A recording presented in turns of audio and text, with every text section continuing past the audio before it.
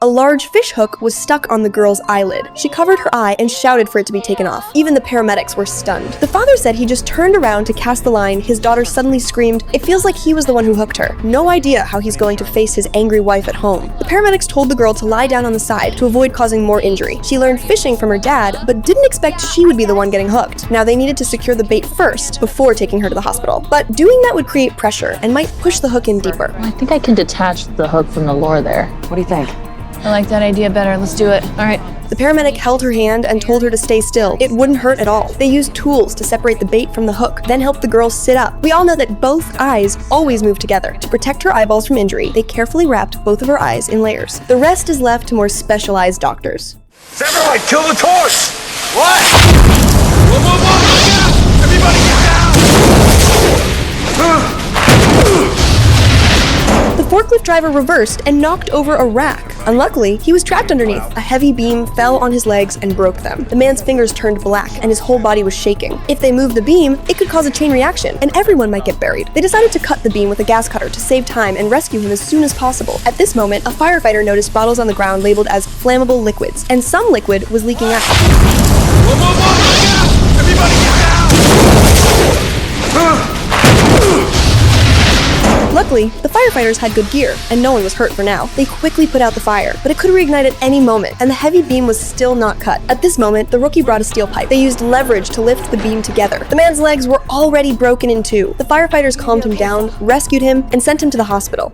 Firefighters responded to a call at a school, but the principal said there was no emergency. It was probably a prank call by a naughty student. At that moment, the captain got another call. They had no time to investigate and rushed to the next rescue. A father of two was pinned under an oil tank. He was about to be recalled by God. Several firefighters tried to lift it together, but they couldn't move it. They broke a basement window, had a ladder pass down, then used leverage to lift the tank and pulled the man out. By then, he had no breathing. They rushed him out as fast as possible. After emergency treatment, he got a pulse back for now. But after such long oxygen loss, no one knew if he would wake up. The woman said she had waited a long time. If they had arrived earlier, her husband might have been fine. The firefighters stayed silent. Because of the fake call at the school, at least 3 minutes of the golden rescue time were lost. They checked the school's call records. This was not the first time. It had happened 3 times in 1 month. They spoke to the principal, saying the fake calls had already caused harm. The principal agreed to find who did it, but to protect student privacy, he refused to let firefighters get involved. The school had reported 3 fake calls in 1 month. Yet again, the fire station received another fake call from the school. The captain insisted to find out the truth this time. The alarm came from near the gym. They checked the cameras but saw no students going in or out. They guessed the caller might still be inside. After searching every corner, they finally found a boy in the locker room. He admitted he made the calls. His father worked very hard to earn money for his education, had just transferred him from a public school to this private school, but he still could not fit in. So you thought you could impress people by pulling a few dangerous pranks? The boy said he just wanted to cause trouble for the school, thinking it might get shut down. Then he could go back to his old school, be with his friends again. No one would laugh at him. Are kids picking on you at store? All the time. The principal felt deeply guilty. He apologized to the boy and promised, I'll do whatever it takes to make it stop. This whole mess finally came to an end. The boy also sincerely apologized to the victim for what he had done. Hopefully, no child will suffer from bullying again. A fire broke out in a prison, but the gates were sealed tight because inside were dangerous inmates. They not only blocked the vents with trash, but also interfered while firefighters were putting out the fire. Are they tired of living? A fire that could be handled in 10 minutes was dragged out for a full hour. They also found the fire was set on purpose. Just as the firefighters were about to leave, something unexpected happened. The power suddenly went out. Everything went completely dark. When the emergency lights came on, the firefighters were surrounded by inmates. None of them were easy to deal with. The main gate was locked and could not be opened. Led by a guard, they moved to an emergency passage. Luckily, the inmates did not follow. But when they reached the hall, they found even more inmates. Whoa, what the hell is this? We'll check upstairs. Come on, move back. What are you guys doing out here? And we're getting smoked out. Culvert open the cell. But when the guard tried to contact his colleagues, there was no response. The firefighters opened a maintenance passage. The guard's colleague collapsed out. He had already been recalled by God. Seeing his old friend dead, the guard felt only sadness. Even worse, he realized the keys were missing. He became furious and beat nearby inmates to to vent his anger, but he did not notice someone behind him pulling out a weapon.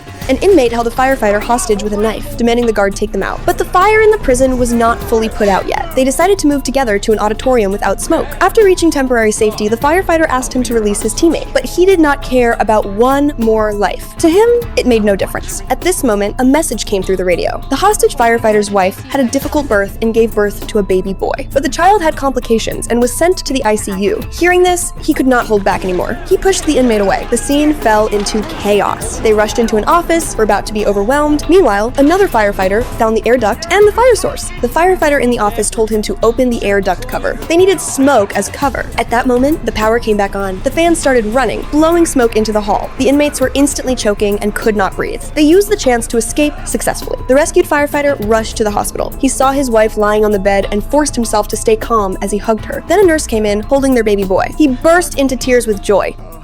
Never park your car next to a fire hydrant. A house caught fire. There was a shopping cart full of items at the door. The captain confirmed there must be someone inside, and he smelled gasoline. Do you smell?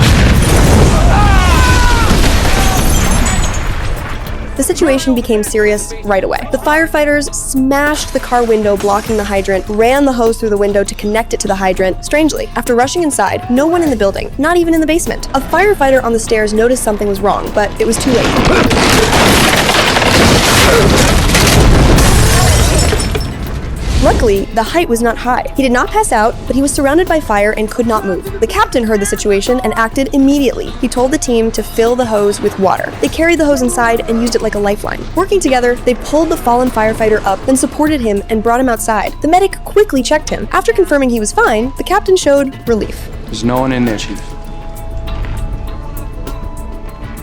All the signs showed they had been tricked. Even more strange, the firefighter who just survived noticed a number on the outer wall. It was his badge number. Was it a coincidence or done on purpose? Back at the fire station, he could not figure it out. Suddenly, someone shouted and snapped him back. His car had been set on fire. Starting a fire at the station was extremely bold. They smelled gasoline again, the same as before. It seems someone had targeted them. He was fired from the fire station and developed a desire for revenge. He repeatedly set fires on purpose. He deliberately burned a small building, almost killing the firefighter on scene. He even blew up a firefighter's car right at the station. He also burned down a restaurant run by a firefighter's mother. Accidents kept happening, it caught the fire team's attention, but there was no solid evidence. One day, a firefighter was checking a dangerous building. He soon found an arson device hidden under a box. The familiar smell came back. Take cover! Luckily, no one was hurt. At that moment, a shadow flashed by. It was the arsonist. He told his teammates to leave first and went to talk to the arsonist alone. But after just a few steps, he was hit on the head with a stick. Luckily, his helmet was strong enough. He told the man to stop in time, but the man had already gone too far, wanted to die together. All I have to do is drop this bottle, flatten the whole block, and everybody on it. The firefighter rushed forward to stop him, but the liquid spilled onto the man himself. He instantly turned into a human torch. The firefighter risked his life to put out the fire on him, but the flames only grew stronger. Luckily, teammates arrived in time and put out the fire. The arsonist was already badly burned. Seeing a former teammate like this, it was hard to describe the feeling. Was it worth it for personal revenge? Even if he survives, prison will be waiting for him.